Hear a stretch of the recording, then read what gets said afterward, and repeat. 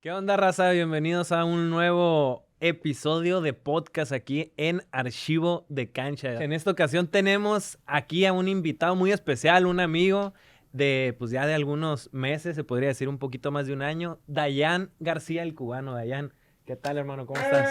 No, gracias por la invitación y gracias por presentarme primero que a tu compañero de batería aquí en Archivo de Cancha. No, es que ya la gente lo conoce. Adán Quintana también, ya sabe la gente que los dos formamos Archivo de Cancha. Aquí andamos, raza, contentos de tener un invitado, un buen amigo. Ahora sí se dejó venir un buen amigo para hablar un poco sobre su vida, su carrera Ujú. profesional y varias cositas. Lo que voy a decir es que por favor, que me lleven suave. Vengo hoy en un plan espiritual medio raro, así que hoy estoy bien zen. Me llevan suave para portarme bien, ¿ok? Espiritual tema ayahuasca, una cosa de esas. Ah, no hay que exagerar. No hay que exagerar. Todavía no estoy viendo nublado, pero vengo hoy muy tranquilo. Hoy, pues, está Dayan acompañándonos debido a que fue una plática intensa la que tuvimos para convencer a Dayan de que estuviera aquí en Archivo de Cancha, porque queríamos saber también si cumplía con los requisitos, Adán, para poder estar sentado en una silla tan importante. Sí, pero es alguien importante. Primero que nada, vamos empezando ya. Porque hay mucha platicadera. Ok. ¿Cómo sale Dayan García de Cuba? Algo interesante. Vamos a empezar directamente. Pues Primero que nada, en, da contexto. ¿Es difícil salir de Cuba para un cubano? no, creo. En mi caso salí o sea, casado, matrimonio con una cachanilla, y pues para mí no fue, digamos, nada difícil. También tuve la posibilidad por mi trabajo de venir antes de salir de forma definitiva a Cuba. Venía desde el año 2017, una o dos veces al año venía de vacaciones para acá, para Mexicali, y ya cuando me decidí, pues hice mi trámite de migración, ya estaba casado y pues todo fluyó de la forma más normal posible. Yo sé que existe el mito con los cubanos de que salir de Cuba es difícil, de todo el sistema, el régimen por Cuba y tal. Sin embargo, yo digamos que fui de los privilegiados que no tuvo que vivir otras situaciones que han vivido paisanos míos. Pero, o sea, sales tú en avión. Sí, no, caminando. Caminando por el aeropuerto, me monté en mi avión de Interjet. En aquel momento había Interjet. Volé rumbo a Ciudad de México. Ahí hice un cambio por Volaris para llegar aquí a Mexicali. Pero, ¿es común eso? ¿O tú como trabajas en los medios, ya tenías tiempo siendo periodista? ¿Sabes ¿En Cuba qué? tuviste la facilidad No, o es algo común? ¿sabes que antes el mito en Cuba era que había una carta, se llamaba carta blanca, creo, un permiso para poder salir del país? Pero ya eso cambió. Ya en Cuba es como en cualquier otro lugar del mundo. Si quieres ir a Canadá, vas a la embajada de Canadá. Si te dan visa canadiense, pues te montas en tu avión y sacas tu pasaje y te vas. Ok. Si quieres ir a México, vas a la embajada de México. Si te dan visa, compras tu pasaje y te vas. Por ejemplo, hay ahora muchos países que no le piden visado a los cubanos. Y países como Nicaragua, países, en su momento también estuvo Panamá, que no piden visado a los cubanos y los cubanos compran su pasaje y se van. Cuéntanos un poquito, Dayan. Nosotros sabemos a lo que te dedicas, pero tal vez mucha gente de Archivo de Cancha o gente nueva no sabe. Cuéntanos un poquito del trabajo profesional que hace Dayan García. ¿Quién es Dayan García? Dayan García, yo soy licenciado en periodismo. Yo soy graduado de la carrera de licenciatura en periodismo en el año 2008. Era la carrera que escogí, un fanático de los deportes, un deportista frustrado, y pensé acercarme al deporte a través del periodismo. Siempre quise ser periodista deportivo. Yo me recuerdo desde niño narrando incluso los juegos que hacíamos en la escuela y tal. Y en Cuba, pues me gradué en el 2008, laboré en el periodismo deportivo, ya de prensa escrita, trabajaba en una agencia de información y después en una revista, la más importante del país. Y después, como en el 2012, me gradué del curso de narrador y comentarista deportivo y también ejercí como narrador y comentarista deportivo por un tiempo en la radio y también en la televisión. O sea, tenía la facilidad en Cuba de trabajar en los tres medios y de hacer lo que me apasiona, que realmente lo que más me apasiona del periodismo o de esta parte vinculada al deporte es narrar deportes. ¿Y cuál fue tu primer acercamiento con el periodismo? ¿Cómo fueron tus primeros pasos en el ambiente en Cuba? ¿Es Eh, difícil? no, ¿Se juzga? ¿Es bien No, visto? no, yo en Cuba y mi primer acercamiento con el periodismo cuando me gradué, recién graduado, en Cuba hay que cumplir un servicio social, o sea, estar 2 años ahí en los medios pagándole Como según, prácticas, pues. ajá, Prácticas pagándole profesionales. según al Estado lo que el Estado invirtió en tu formación, que es Ok. totalmente gratis. Y me tocó, no atendía deportes, o sea, porque donde me ubicaron a trabajar en una agencia de información, pues ahí no había plaza de deportes. Y me tocó ser periodista de temas sociales, Ok. de temas políticos incluso. Y según mi pareja en aquel momento, era mucho mejor que después cuando empecé en el deporte, porque dice que todos los días llegaba a la casa a hablar de un tema distinto. Y como a ella me le gustaba mucho el deporte, pues cuando ya estaba en deporte, pues era puro deporte lo que se hablaba en casa cuando llegaba, ¿no? Pero por ahí empecé y sí me sirvió de mucho. Me sirvió de mucho para lo que vino después ya en el periodismo deportivo. Oye, pues también has tenido experiencia en eventos internacionales importantes. Te ha tocado estar en Juegos Olímpicos, Panamericanos. Cuéntanos un poquito de cómo se vive una experiencia de ese lado del periodista deportivo. Una bendición. O sea, yo recuerdo en el año 2014, y voy a hacer la historia, en el año 2014 yo estaba designado por mi trabajo en mi medio de comunicación para cubrir los Juegos Centroamericanos y del Caribe de Veracruz, año 2014. En aquel momento, por situaciones políticas y tal en Cuba, pensaron que yo podía desertar de la delegación, no regresar a Cuba, como había frontera con Estados Unidos. Se decide que yo no fuera en ese viaje a Veracruz. Sin embargo, después llegó Toronto 2015, Panamericano, y el director del medio donde yo trabajaba, ya era la revista más importante del país, la revista Bohemia, me dice, ¿sabes qué? ¿Y si mandamos a alguien más a Toronto y tú vas a los Juegos Olímpicos de Río? Yo, pues le creí, o bueno, tampoco tenía muchas opciones, le dije, pues sí. Y entonces fue un compañero a los Juegos Olímpicos, a los Juegos Panamericanos de Toronto, y en el año 2016 debuté en los Juegos Olímpicos de Río de Janeiro. Y esto lo tengo que comentar, familia, raza, porque es el sueño de todo periodista deportivo. A ustedes siempre les he dicho, batallen, luchen cada segundo de su vida por estar en unos Juegos Olímpicos. Es el evento más espectacular, el evento más sanador. Es cuando de verdad tú sabes que todas las carencias que a veces sufrimos los periodistas deportivos en materia económica y tal, todo el sufrimiento, todos los desvelos, todos los fines de semana perdidos lejos de la familia, cuando estás en unos Juegos Olímpicos dices, pues vale la pena, ¿no? O sea, estás en el evento más grande del deporte. Y tuve la suerte que después en el año 2018 me tocaran los Juegos Centroamericanos de Barranquilla, ya incluso con planes ya tenía mi relación aquí en Mexicali, con planes de venir. Y cuando estaba en Mexicali me avisaron que me tocaban los Juegos Panamericanos de Lima en Perú. Y ya pues era el paquete completo, ¿no? Olímpicos, Centroamericanos, Panamericanos. Y ya después del 2019 de Lima dije, pues llegué aquí en enero del 2020. Como que no me quedaba, sí me quedaban muchas cosas por hacer, pero pues ya había cumplido, digamos que mis sueños profesionales y pues me sumé a empezar desde cero aquí en Mexicali. Vamos a regresarnos poquito al 2016. Lo primero que comentas, Juegos Olímpicos. ¿Qué sentiste, qué recuerdas cuando estabas preparando tu maleta para irte de Cuba, de La Habana, me imagino que saliste?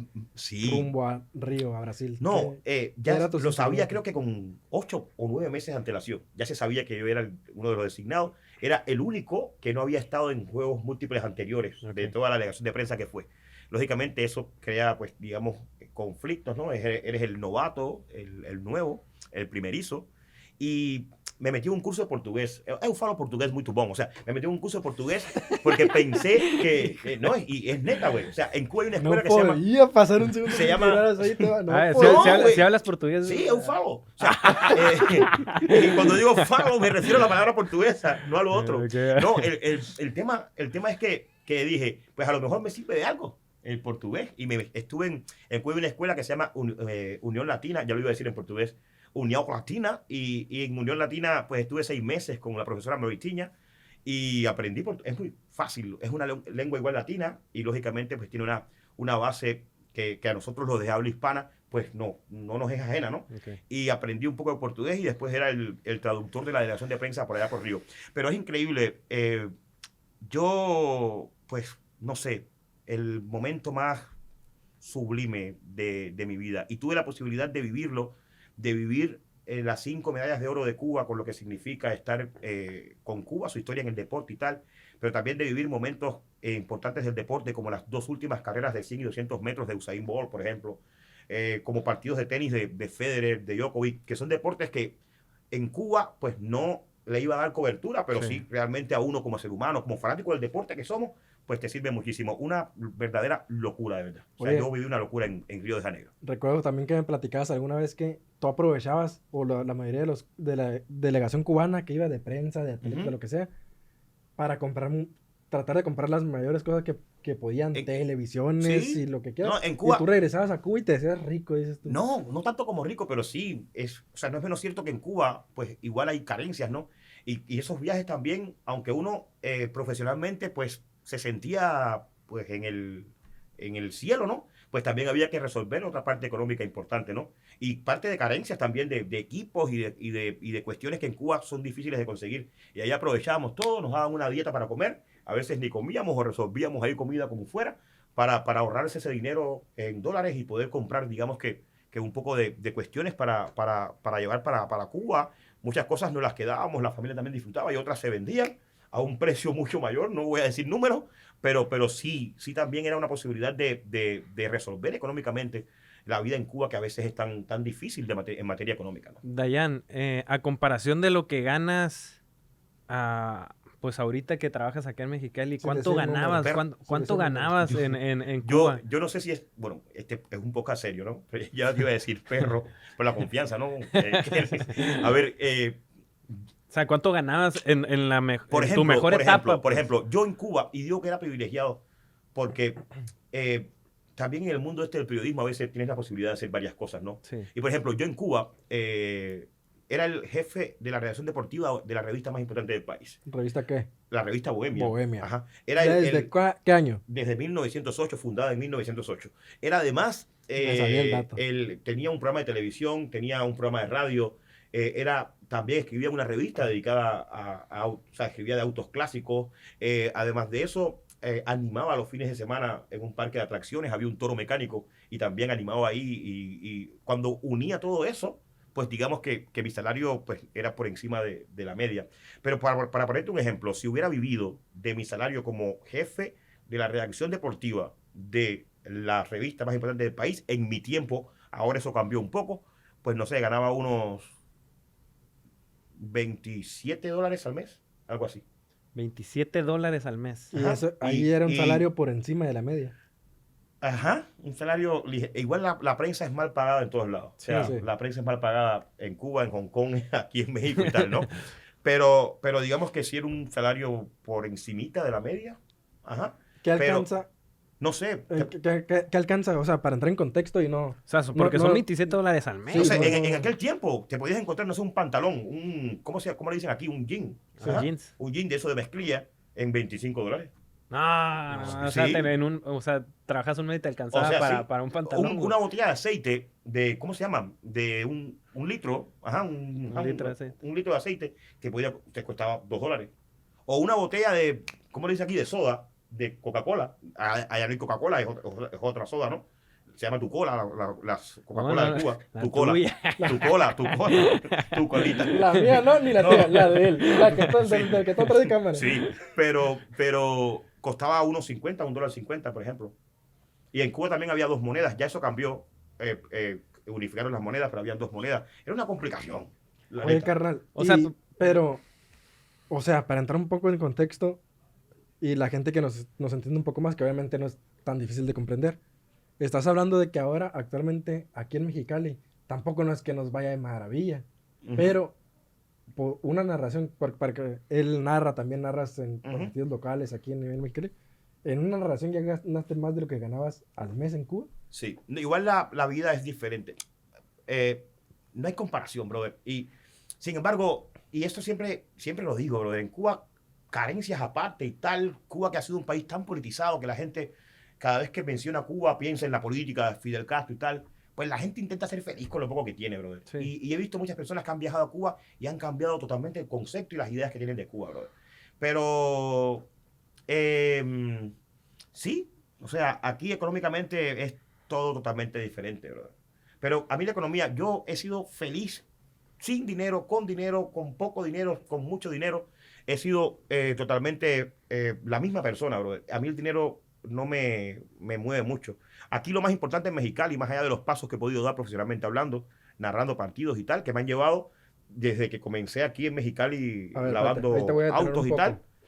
¿Cómo, antes de llegar allá a tu vida aquí en Mexicali, Ajá. cómo fue que tomaste la decisión para llegar para salir de Cuba? O sea, dejar tu país, dejar tu familia, dejar tus raíces, Sobre todo la familia. tu cultura, todo tu vida para Me cambiar de ayudó país. mucho que ya conocía Mexicali, ya había venido varias veces, aquí la gente es espectacular, también tenía mi relación, las cosas iban bien, y recuerdo que me casé en el año 2019 aquí en Mexicali. Y ya después, pues, platicamos dónde vamos a radicar y tal, pues ya queríamos estar juntos. Estuve pues postergando mi venida para Mexicali porque pues llegaban, no sé, los centroamericanos y después los panamericanos, eran experiencias que quería vivir. Y pues mi esposa pues también pues aguantó, ¿no? Aguantó todo el show. Pero ya pues un día decidí, estando mi esposa en Cuba de visita, pues nos llegó la resolución de inmigración de que me habían aceptado mi trámite y pues llegó en noviembre y ya en enero yo estaba aquí en Mexicali. Difícil. ¿Con quién O vivías sea, tú en Cuba? emigrar es un fenómeno difícil, no para el cubano, para el mexicano que se va a vivir a Canadá o a España, para el de Burundi que se va a vivir a Europa, para el de Argentina que se va a vivir a Estados Unidos. Emigrar, para el mexicano, el cachanilla que se va a vivir a Estados Unidos, emigrar siempre es difícil. O sea, romper con tus raíces, con tu historia, con tus recuerdos, o sea, para lanzarte a lo desconocido. Y más cuando ya yo en Cuba, profesionalmente hablando, digamos que había escalado algunos peldaños importantes, ¿no? Pero sin miedo. Cuando sales, una vez que ya llegas aquí a Mexicali. Llegué con la pandemia. Sí, que decides emigrar, etcétera. Hay una responsabilidad, o sea, un sentimiento de responsabilidad con tu familia, con tu gente que está en Cuba. Sí, sobre todo con mi familia, la posibilidad también de poder ayudar a mi familia desde aquí, de poder, digamos que aportar también el tema de las medicinas de mi abuela, que ya está grande y fue la que me crió desde los 20 días de nacido. Igual apoyar a mi mamá en todo lo que pueda, ¿no? Y eso es lo que me ha mantenido aquí, brother. Ya la nostalgia, ya yo no hablo de nostalgia, brother. Ya yo llevo 3 años de mi vida sin pisar suelo cubano, brother, sin darle un beso a mi abuela, que cada noticia que escucho de Cuba es peor en cuanto a su salud, ¿no? Y sentir que estás lejos, que no le falta la medicina, pero que tú sabes que tal vez la mejor medicina es un beso tuyo y no poder dárselo, eso es triste, brother. Te lacera, te duele profundamente. Y con eso, pues tienen que vivir los migrantes, con esas ausencias, ¿no? Con esas nostalgias, con esas ganas de a veces desaparecer y aparecer allí, pues, en tu barrio, con tu gente, jugando dominó con tus compas. O sea, esas cosas son muy importantes, tan importantes como el dinero, que a veces nos monetizamos tanto y pensamos que el dinero es lo más importante y sí, ayuda y sí fortifica y sí resuelve, pero también los cariños y las emociones que se llevan por dentro igual son una bomba, ¿no? Y, o sea, personalmente sí me queda claro que eres una persona que no te importa el dinero. O sea, personalmente, en tema de amistad, no tenemos mucho de conocernos, pero si te llega una narración, o sea, a ti no te importa decir, carnal, esto y esto y esto, vámonos a Michas, carnal, tú ve y gánate unos pesos. Así nos conocimos nosotros. Ocupas dinero, carnal, sé que traes acá, tú ve y gánate los pesos. Yo sé que no te La primera vez que compartimos tú y yo fue así. O sea, yo tenía un trabajo, me iban a pagar muy bien, podía hacerlo prácticamente solo y lógicamente, pues lo compartí contigo. También acababa de entrar en el equipo de Expreso Deportivo, uno de las plataformas. ¿Dónde te nace eso de...? Brother, por eso, brother, porque pues, ya te digo, he sido la misma persona con 10 pesos en el bolsillo o con 1,000 pesos en el bolsillo. Y el dinero va y viene, o sea, y lo que importa son las esencias. Perdí dinero, ¿sabes? Pero gané un compa. Y las cosas que hemos vivido tú y yo después ha sobrepagado todo lo que perdí, ¿sabes? Como, o sea, y por eso yo siempre digo a la gente que es así, brother. El dinero, o sea, qué importante. O sea, ojalá tengamos todos dinero. Bésalo, pues, bésalo. Y lo beso también. O sea, Dayan, preguntarte un poquito sobre si desde que llegaste a México has sentido tú en algún momento que tu color de piel, tu raza ha afectado algo. Si han sido racistas. Y no solo tu color de piel. Dice que ha afectado. No tu color de piel, no encerrarnos en tu color de piel. Tu simplemente acento, el hecho de venir de un país que no es el tuyo. Brother, mira, yo no sé. Forma de ser. Conozco varios países. En mi carrera en Cuba pude también visitar varios países, varias ciudades del mundo. Y en ninguna ciudad, como en Mexicali, yo me he sentido así. Creo que también fue una de las cosas que me hizo a mí pensar en serio en radicar aquí en este punto de la geografía de Baja California, que yo no conocía. Además, de Mexicali se conoce, o sea, de Baja California se conoce Tijuana, por lo bueno y por lo malo. ¿Y te decían que en Mexicali hacía calor o hacía frío? No, pues una locura. Pero a lo que iba es que aquí la gente, pues no sé si es porque se fundó Baja California con gente que vino de otros lados, ¿no? O sea, con gente que emigró dentro de su mismo país, ¿no? Y no sé si también porque hay mucha gente que viene de otros lados de México a buscar trabajar aquí en Mexicali. Pero aquí la gente nunca me ha hecho sentir extranjero, ni por ser negro, ni por ser extranjero. Y cuando digo la gente me refiero a los niños. Por ejemplo, ahí está, tengo un compa, uno de mis grandes compas aquí, Francisco Antolín. su esposa Yajaraceli, su niña mía, cuando tú ves el cariño que me dan los niños, tú te das cuenta de que esa pureza con el tema de raza existe en Mexicali. Son niños que me ven, me conocen y ya después llegan, me abrazan y me dan tanto cariño los niños que no pueden mentir, que son los corazones más puros del mundo. Y no, para nada. Yo aquí en Mexicali, también hablando ahora de lo profesional, pues he alcanzado lo que mi esfuerzo, mi voluntad y mis ganas me han, a donde me han llevado mi esfuerzo, mi voluntad y mis ganas. O sea, nunca me han puesto un pie delante, ni una zancadilla, ni me han dicho, ¿sabes qué? Pues negro o extranjero. No, nada que ver. Aquí la gente es a toda madre y yo pues muy, muy agradecido con cada persona que compartió una transmisión mía cuando comencé a narrar, aunque no empecé por ahí. Incluso con cada persona que me llevó el carro para yo lavarlo cuando comencé aquí a trabajar. Mi primer trabajo fue lavando carros en un car wash con mi primo Sergio. Así que yo muy agradecido. Sí, también quería preguntarte sobre eso. Llegaste a Mexicali después de pues un recorrido bastante largo en el periodismo, ya con Juegos Olímpicos, Centroamericanos, Panamericanos. Decidiste viajar a vivir a Mexicali y te tocó, obviamente, empezar en un momento difícil por la pandemia y tuviste que empezar, como tú dijiste, lavando carros, lavando platos. O sea, ese ego que los periodistas deportivos tenemos de que no, pues yo escribo, yo hablo, yo digo, yo soy periodista, lo tuviste que dejar a un lado para sacar adelante a los tuyos. Eso Pues. es parte también de esas cuestiones que van muy vinculadas a la migración, ¿no? Al fenómeno de migración, donde tienes que desprenderte de un grupo de cosas y saber que vas a lo desconocido. Y ya yo estaba aburridísimo en mi casa, aburrido, muy aburrido en casa, pandemia, digamos que muchos encierros, ¿no? Y dije, me voy a trabajar. Y cuando llegué a un restaurante me dijeron, pues lo que hay es no, primero estaba trabajando con un primo y lavando carros con mi primo. Ahí, pues, un esposo de una prima. Y ahí, pues, le dábamos a la vida. Y para nada, al contrario, lo disfruté mucho. Comencé a escuchar los corridos tumbados y esas cosas ahí que a veces él ponía y tal. Y después, pues, lo que tocó fue, pues, lavar platos en un restaurante. Me dijeron, lo que hay es de lavaplatos. Y yo, de lavaplatos, ok, ¿cuándo empiezo? Eran como las 11. No, hoy sí puede. ¿A qué hora? A las 2. Me fui para la casa, me cambié de ropa y me regresé a lavar platos. ¿Por qué? Porque a veces en la vida uno tiene que hacer lo que el momento te Oye, exija. ¿te acuerdas qué canción sonaba ahí cuando estabas lavando los carros? No, ahí conocí el grupo Codiciado. A ver, aviéntate una. ¿Cómo es? No, no sé. No sé, pues tú eres el bueno. No, güey, no puedo cantar esas cosas aquí porque fue un poco serio. Yo no tenía nada y miren dónde estoy ahorita. ¿Qué tiene que ver, no? Ya, por ahí, con echarle plumita. Echarle plumita. Y no, y lo que te decía es que eso de los egos también es un montaje, ¿no? O sea, la persona, pues, tiene que hacer lo que cada momento determine. Y en ese momento, pues, yo, en mi condición también de migrante, todavía sin permiso para trabajar, pues lo que tocaba era eso, y lo hice con un orgullo tremendo, bro. Tenías claro que tenías que venir a empezar de cero. Pues. Empezar de cero, y así le di. O sea, yo así le di. Y hubo momentos en que, pues sí, pues que te derrumbas, ¿no? Pero yo sabía que el trabajo y el esfuerzo, pues me iba a poner en el lugar correcto, y ahí esperé mucho. ¿Qué fue lo más difícil de esos momentos? Brother, cuando estaba lavando platos, la fibra, no sé, lo que es así, de metal, ¿no? Que con lo que lavaba los sartenes te rajaban los dedos. Y pues tenía que usar guantes a veces porque tenía los dedos rajados. Pero pues pensaba en mi abuela y en el sacrificio, ¿no? De la familia y tal, y que pues la vida a veces te da y también te quita, y cuando crees que te quita también te está dando, ¿no? Y te está formando también como humano, bro. Esas cosas a mí siempre las tuve claras y siempre me levanté cada día, aunque cada noche decía, ya, hasta aquí. Pues cada día llegaba y decía, voy, e iba. Y así estuve 4 meses y medio de mi vida. Cuando le diste la noticia a tu familia ahí en Cuba que te ibas, que ya tenías la decisión de venirte a Mexicali?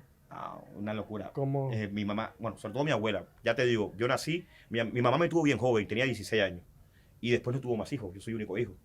Y mi mamá estaba en la prepa, mi abuela le dijo, yo nací el 10 de agosto y el 3 de septiembre comenzó la escuela, y mi abuela le dijo, usted vaya a estudiar, a mi mamá. Y desde que tengo 20 días de nacido vivo con mi abuela, y mi abuela pues es más que mi vida, ¿no? Y fue lo más difícil para mí. Yo tuve la suerte de que vivía en La Habana, mi abuela vive en otra provincia, en Matanzas, así como un ejido. Y pues digamos que emocionalmente, pues yo ya vivía lejos, ¿no? Sin embargo, la lejanía de que pasa cualquier cosa y tú agarras un camión y llegas en 4 horas, pues no es lo mismo que estás a 30.000 kilómetros, sabrá Dios dónde, y sin posibilidades en 3 años, porque la pandemia trajo una crisis, los vuelos elevaron 10 veces más lo que costaban antes y tal. Pues difícil. Mi abuela no vive conmigo, no vive desde que yo no estoy. Yo estoy convencido de que le he hecho mucha falta, no solo a mi abuela, también a mi familia, ¿no? A los primos y tal, que me he perdido muchos momentos importantes de la familia por estar aquí, ¿no? Desde que estás aquí, entonces no, no has regresado a Cuba. ¿Planeas próximamente o intentas Quiera Dios. regresar? ¿Has hablado con ellos? Sí, no, ya ahora la tecnología te acerca mucho, ¿no? Sí, Pues sí, sí. videollamadas y tal, pues la tecnología nos mantiene bien cerca. Pero ya quiero estar ahí con mi abuela, darle los besos que le daba siempre en la boca, porque es mi abuela, es más que mi vida. Y Puedes regresar cuando quieras tú de sí, vacaciones. yo soy residente permanente en México de forma legal. Yo desde que llegué a México, que a los 5 días tenía ya mi residencia temporal en aquel momento, pues yo podía salir del país, eso tiene entradas múltiples, podía salir y regresar cuando quisiera. Oye, y ahora que ya te dedicas al periodismo, narraciones, eres narrador aquí en Mexicali y todo eso, ¿cuál es la diferencia que tú has detectado o cuál es la más grande diferencia entre el periodismo que se hace en México al que tú haces allá en Cuba? Eh, eh, es diferente, sobre todo diferencia en conceptos, ¿no? Yo en Cuba, pues la forma de entender la narración en Cuba, sobre todo, que es lo que más hago, pues viene también dada porque es una narración más radial, ¿no? Donde se describe mucho en materia de ritmos, es diferente. Y aquí, pues es diferente. Ahora, por ejemplo, que me tocó narrar en Soles de Mexicali, el propio deporte de baloncesto, pues te lleva a tener ese ritmo alto. Sin embargo, en Águilas, pues fue diferente ahora que narré Águilas de Mexicali, que es, digamos que, no sé, lo más importante que he conseguido aquí, ¿no? Que es narrar ya el club más importante aquí de Baja California en materia de profesionalismo, ¿no? Es diferente porque vengo con un background diferente, vengo con un ritmo y una manera de hacer diferente, a pesar de que yo pues aprendí mucho de mis compañeros, intenté siempre pues mantener ahí, aprender de ellos, ¿no? Para ver sus maneras de hacer y de entender la narración, pero sí es diferente en materia de ritmo, en materia de contenidos, incluso palabras que son diferentes. Por ejemplo, aquí está mi compa que vino de Cuba. En Cuba, ¿a qué se le dice carreras producidas? A la suma de las carreras anotadas y las carreras empujadas. Menos los jonrones. Aquí se le dice carreras producidas a las empujadas, por ejemplo. Son términos que en Cuba se manejan diferentes, términos que en Cuba, y eso pues también lo fui aprendiendo con ellos, ¿no? Pues escuchaba, preguntaba, también a ustedes les preguntaba a veces, oye, ¿qué tal con esto? Tal? O sea, a veces me macaneaban, porque pues aquí hay... Seguido, ¿eh? Ajá, sí, sí.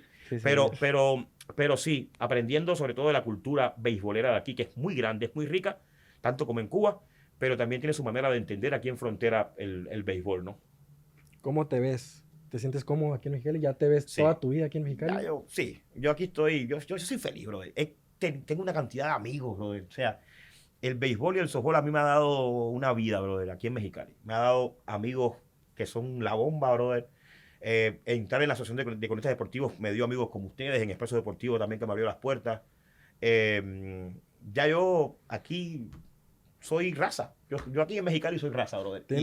¿Tienes un sueño ya? O sea, ya cubriste olímpicos, ya cubriste panamericanos, centroamericanos, ¿qué era tu meta? No sé, Hay una brother. semillita ahí, algo que te Yo despierte. siempre quise, y la primera vez que vine, fui a un juego de centinelas y dije, quiero narrar en Águila. Y lo conseguí, brother. Ahora no sé qué queda. Narrar en las Grandes Ligas, tal vez. ¿Cómo Narrar fue? en Grandes ¿Qué fue tu Ligas. Narrar en sentimiento Grandes Ligas. cuando te hablaron para narrar en Águilas? Que te avisaron, que te surgió la oportunidad. Brother, era una oportunidad en aquel momento y yo incluso no la esperaba, bro. O sea, yo había narrado solo desde Mexicali y un día me dice el gerente, narras béisbol, ni sabía que narraba béisbol. Y es lo que más he hecho aquí, ¿no?